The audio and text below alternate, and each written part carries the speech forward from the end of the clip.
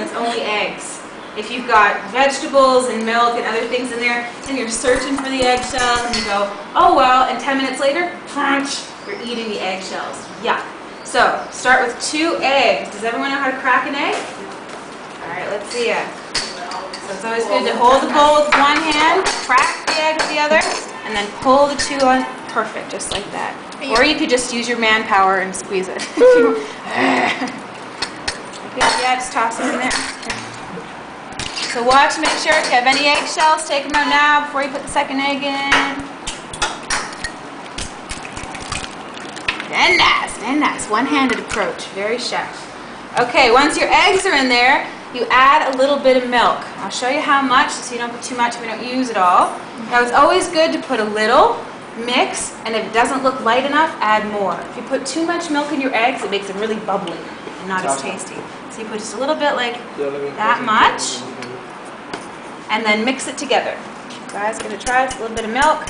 Now you can use, this is fresh cow's milk, you can use soy milk, you can use goat's milk, you can use any kind of milk you want. It's better to use a little bit of milk though because it makes the eggs softer and also makes more of it so you can put more vegetables in there.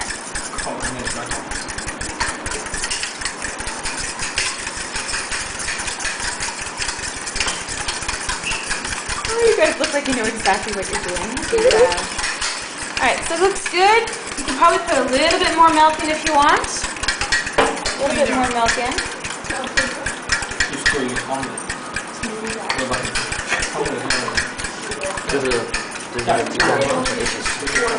An omelet, when the eggs and milk are together, should look like a dark banana.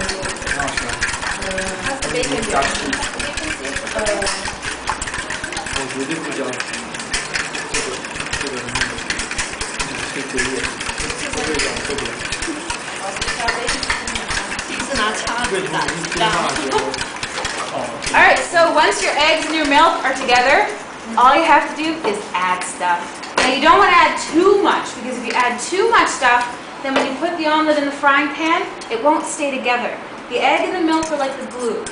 So you can start by putting a little bit of what you want in there. So put some green peppers, some mushroom. This is salt and this is pepper. Now this is fine. If you want to just shake it like that over top, you can. The salt, please be careful, because that's a big hole. It happens every year. I warn my students, but there's always someone that goes, oh, bang, and a big pile of salt, and they can't eat the omelet. So when you're using something like this, the trick, force them in your hand, and then pinch it. So take it with your fingers and pinch it until you have enough. Especially when you're cooking something in a pot, and the pot's going, and the water's boiling, and everything's in there, and you want to add some salt. If you pour too much salt in, everything's ruined. So this is what you do. You pour it in your hand, and you pinch it in, or if that's enough, if that's the perfect amount, bang! Just put it right in like that.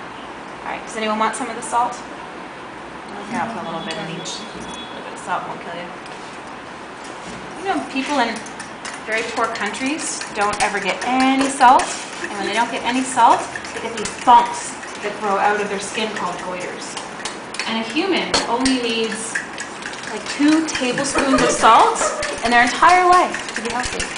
Alright, so yeah, go nuts. Pepper, whatever you want to put in it, it's up to you. So I just have a few examples of what you could put in. Lots of people like to put cheese in their omelets. Some people like to put fish, like anchovies or tuna. You can put meat in your omelet. You could put bacon in there, or ham, turkey if you want. Some people put fruit in there. You can put pineapple in there if you want. Well, tomato is technically a fruit. Do we have cheese? I could go get cheese if anyone wants to try it. But the thing is, if you put cheese in an omelet, it leaves an awful mess in the frying pan, so it makes it hard to turn over.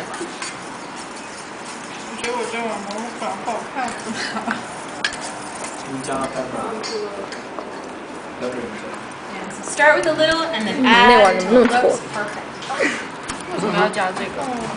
辣一点，没切好。是我切的。啊，怎么办啊？那么大个啊！